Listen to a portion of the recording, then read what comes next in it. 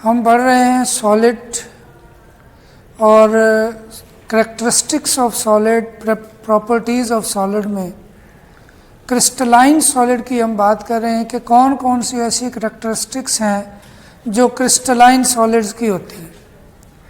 तो इसमें जो लास्ट कल हमने बात की थी प्रीवियस लेक्चर में कि उनका मेल्टिंग एंड बॉइलिंग पॉइंट जो होते हैं वो ज़्यादा होते हैं, शार्प होते हैं।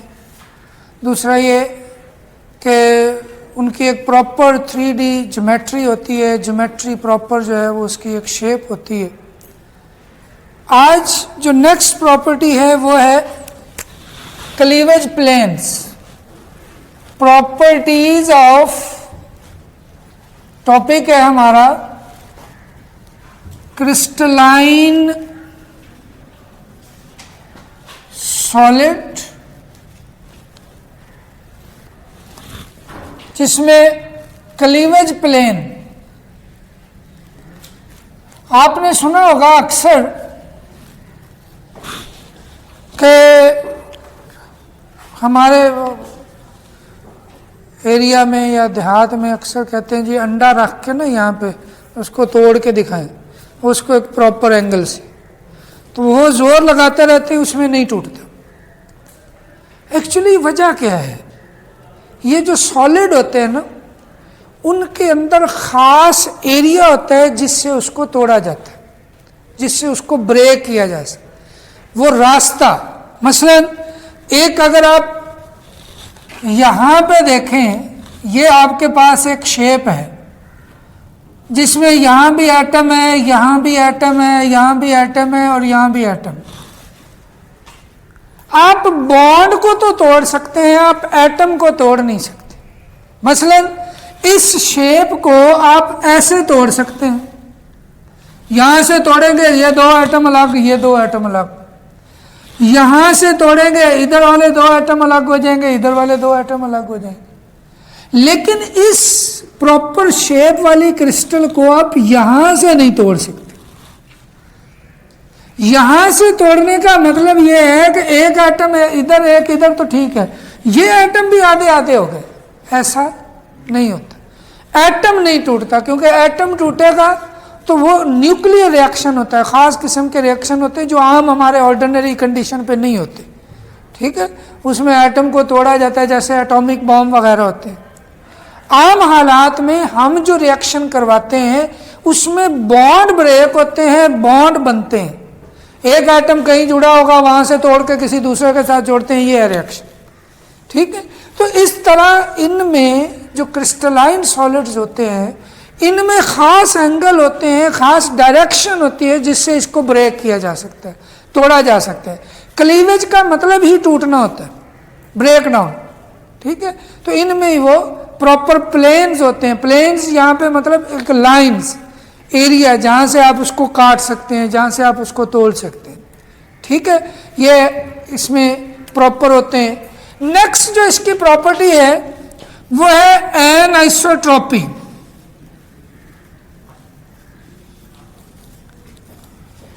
एनआइसोट्रॉपी ये समझ लें जैसे हमारी कुछ करेक्टरिस्टिक्स जो हैं वो हमारी डायरेक्शन डिपेंडेंट है। मसलन देखना, हम सामने देख सकते हैं, पीछे नहीं देख। अगर मेरी ये डायरेक्शन है तो ये चीज़ें मुझे नज़र आ रही हैं। अगर मैं इधर मुंह कर लेता हूँ, अपनी डायरेक्शन बदल लेता हूँ, तो फिर ये चीज़ें और ये चीज़ें मुझे नज़र नहीं आ रही, अब मुझे ये सामने वाली चीज़ें नज़र आ रही।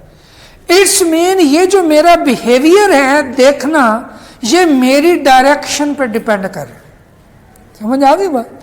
और जब कोई प्रॉपर्टी डायरेक्शन पर डिपेंड करती हो, अरेंजमेंट पर डिपेंड करती हो, जिससे उसकी प्रॉपर्टीज वेरी कर जाए, तो वो प्रॉपर्टी, वो बिहेवियर, वो कहलाता है एनआइसोट्रॉपिक बिहेवियर। क्या कहलाता है? और वो फिनोमेना जिसमें ऐसी बातें होती हैं, इस चीज़ को देखा जाता है, स्टडी किया जाता है, वो कहलाता है एनआइसोट्रॉपी। डिफरेंस या variation in properties with respect to direction, इस फिनोमेना को एनआइसोट्रॉपी बोलते हैं। और ये क्रिस्टल्स में होती है बाज़ दफ़ा। कुछ क्रिस्टल्स हैं उनमें ये चीज मौजूद होती है। मसलन आपने सुना होगा ग्रेफाइट,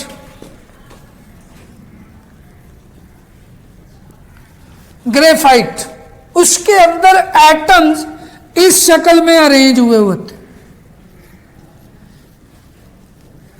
मतलब ये, मैं इस शक्ल का मतलब ये है कि लेयर्स की फॉर्म में होते। किस फॉर्म में होते हैं? कार्बन एटम लेयर्स बनी हुई होती, और इनके दरमियान में फ्री इलेक्ट्रॉन होते। इनके दरमियान में क्या होता है? एक इलेक्ट्रॉन उन लेयर्स के दरमियान में होते।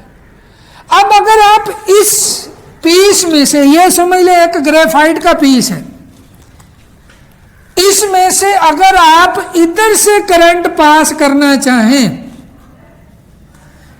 इसको करंट दें कि इधर से गुजर कर वो आगे चला जाए, तो ये नहीं आएगा। इधर से करंट पास नहीं होगा, परपेंडिकुलर टू द लेयर्स। ये लेयर्स है, इनके परपेंडिकुलर अगर करंट पास किया जाए कि यहां दें और यहां नीचे से करंट निकले, तो ये नहीं होता। लेकिन अगर आप इसको इधर से करंट देते हैं पैरेलल टू द लेयर्स, तो ये जो है ये इलेक्ट्रॉन, करंट बेसिकली क्या होता है? फ्लो ऑफ इलेक्ट्रॉन ही है ना, flow of charges, flow of electron, electron भी चार्ज पार्टिकल, तो उसका फ्लो ही करंट होता है। जब इधर से करेंगे तो दरमियान में एटम मौजूद है, वो इलेक्ट्रॉन को पास होने नहीं देते, फ्लो नहीं होगा। लेकिन जब आप इस तरफ से देंगे तो ये इलेक्ट्रॉन आगे पुश करेंगे, वो आगे, इस तरह से फ्लो बन जाएगा। तो ये एक एन आइसोट्रोपिक बिहेवियर है। ये एक शॉर्ट क्वेश्चन भी पूछा गया था कि graphite show N isotropic behaviour, justify it, इसको एक्सप्लेन करें, डिस्कस करें। ठीक है, तो ये एक क्रिस्टलाइन सॉलिड की प्रॉपर्टी हो सकती है। इसी तरह से एक्सपेंशन, आप एक रॉड लेते हैं, आप उसको गर्म करते हैं, तो गर्म करने से आमतौर पर ये लेंथ में इंक्रीज होता है, जो इसकी लेंथ होती है ना उसमें इंक्रीज होगा, विड्थ में या डायामीटर में ये कम फैलता है, लेंथ में ज्यादा फैलता है।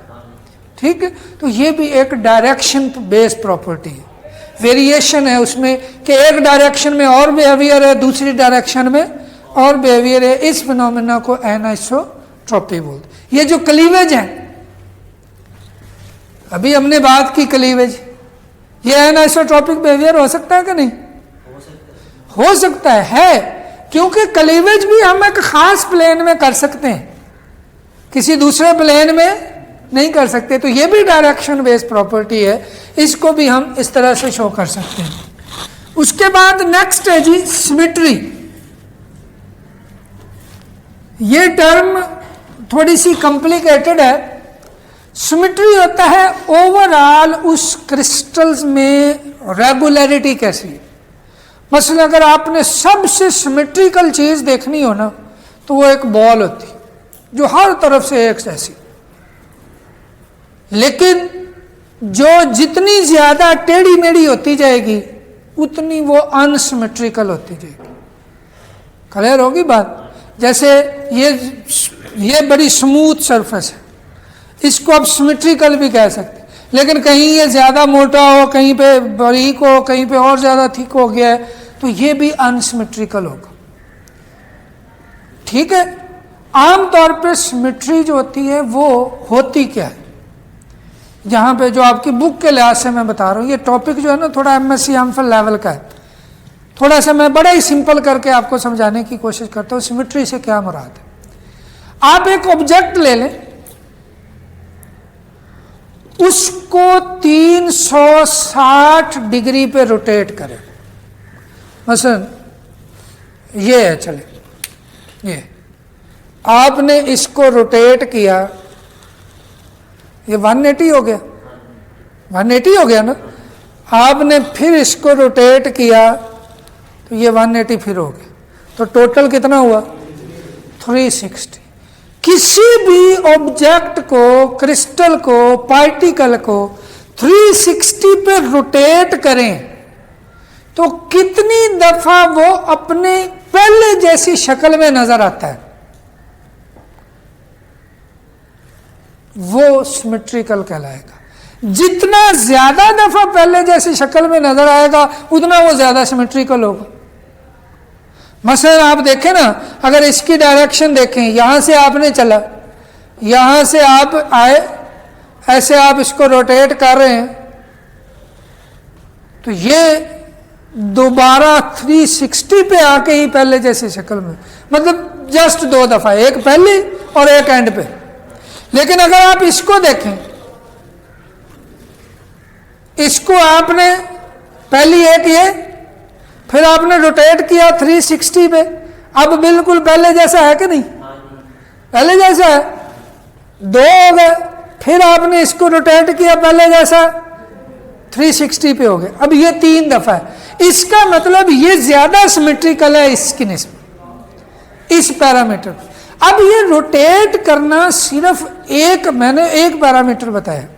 जैसे किसी इंसान के बारे में बता दिया जाए कि ये जी फलां इंसान है, उसका कद 5 फुट है, तो क्या 5 फुट कह देने से उस सारे की समझ आ जाती? 5 फुट वाले तो कई सारे होते हैं। हम उसका फिर वेट, जैसे एक इंसान की कैरेक्टरिस्टिक्स आपने बतानी है, उसका कद बताएं, उसका वेट बताएं, उसका कलर बताएं, ठीक है, उसके थोड़े नक्श बताएं, फिर उसके बारे में पता चलता है मुकम्मल तौर पर कि ये क्या। और वो फैक्टर्स, वो पैरामीटर्स जो उसकी पूरी की पूरी कैरेक्टरिस्टिक्स को बता रहे होते हैं, पूरे के पूरे उस पर्सन को रिप्रेजेंट कर रहे होते हैं, वो सारे इंडिकेटर कहलाते हैं जिससे उसके बारे में हमें पता चल रहा है। अब इसी तरह से किसी भी चीज के बारे में, कि सिमेट्री के बारे में इस तरह से रोटेट किया जाना, ये सिर्फ एक तरफ से रोटेट किया जाना काफी नहीं होता। इसके कुछ और भी पैरामीटर हैं जिनको कहा जाता है सिमेट्री एलिमेंट। क्या कहा जाता है? Symmetry elements.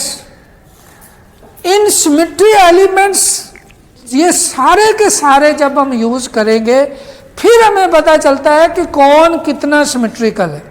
उन सिमेट्री एलिमेंट से मैंने सिर्फ एक अभी आपको बताया, ठीक है।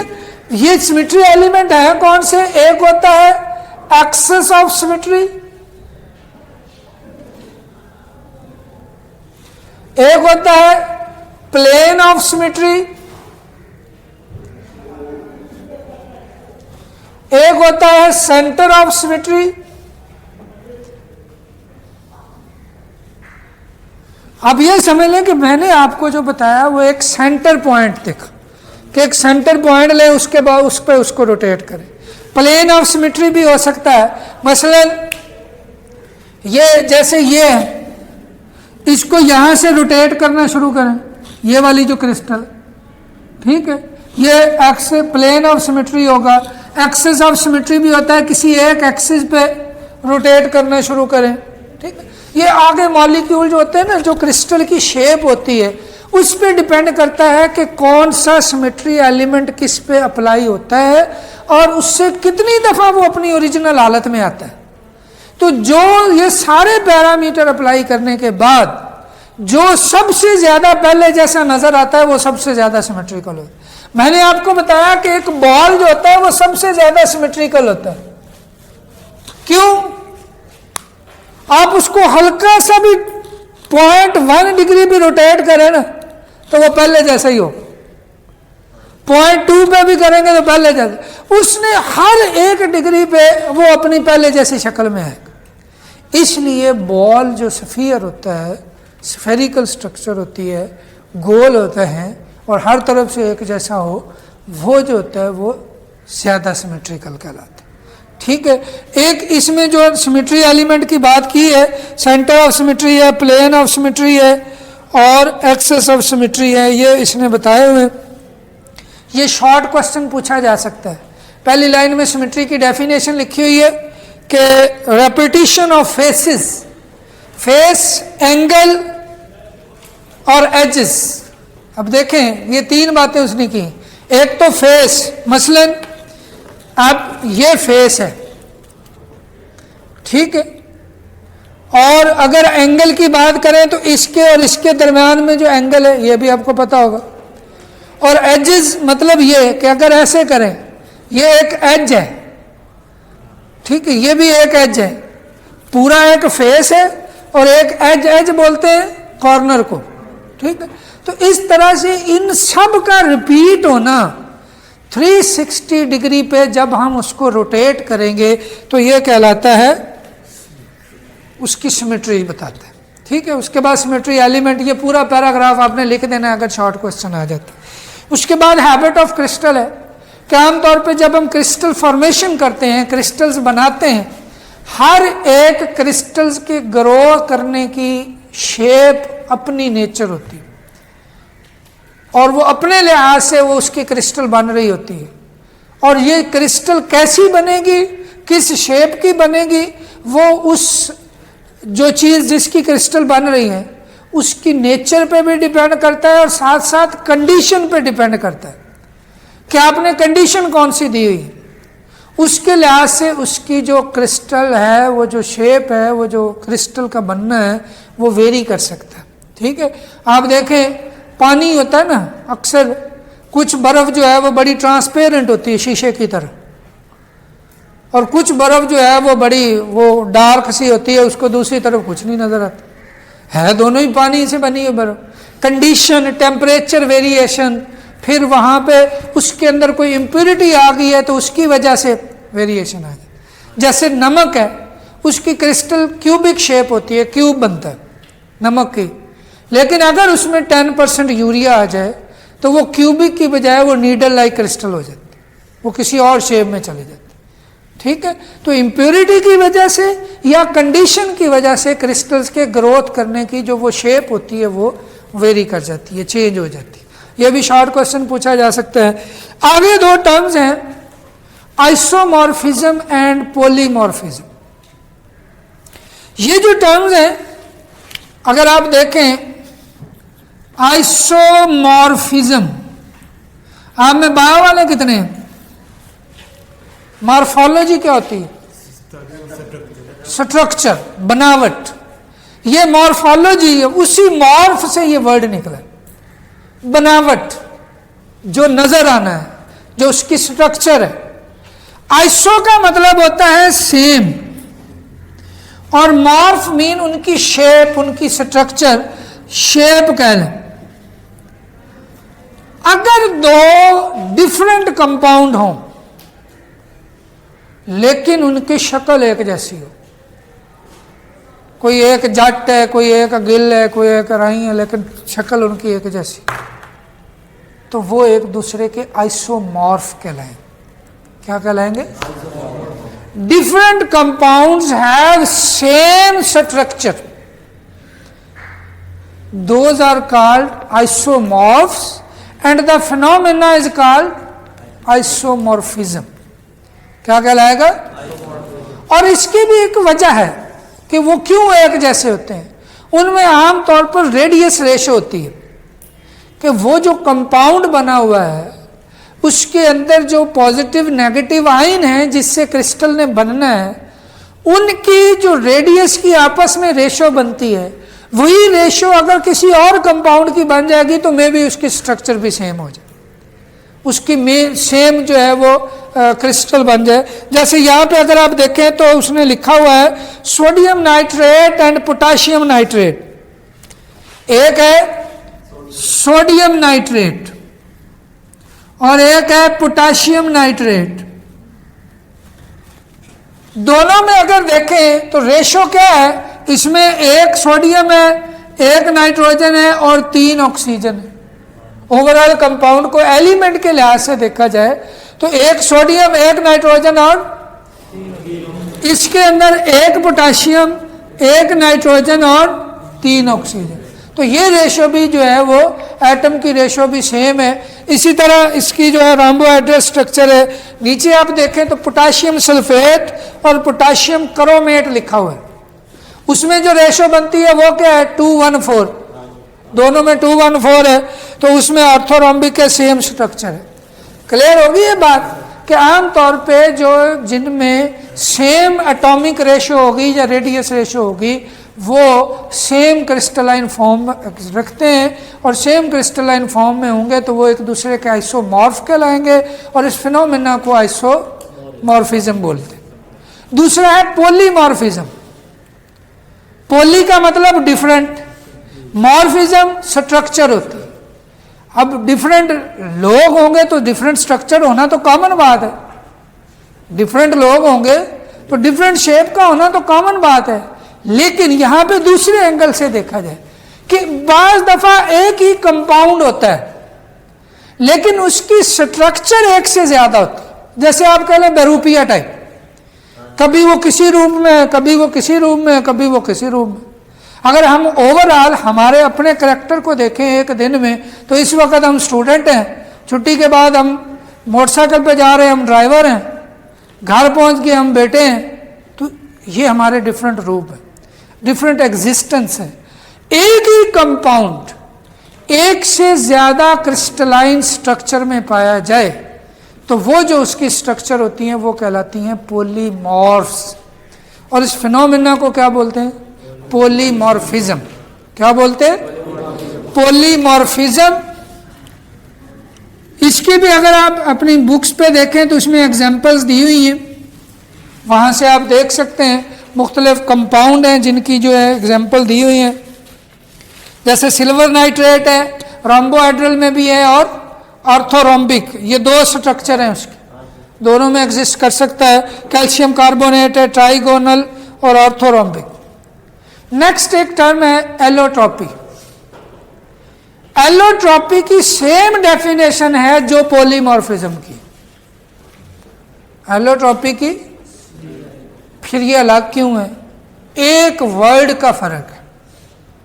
अगर आप एक प्रॉपर कंपाउंड ले रहे हैं, जैसे इसमें पॉलीमॉर्फिज्म में आपने बात की कैल्शियम कार्बोनेट की या सिल्वर नाइट्रेट की, तो ये प्रॉपर एक कंपाउंड है, जैसे कैल्शियम कार्बन ऑक्सीजन, ये तीन एलिमेंट का मजमू है। इसी तरह सिल्वर नाइट्रोजन ऑक्सीजन, ये तीन एलिमेंट का मजमू है।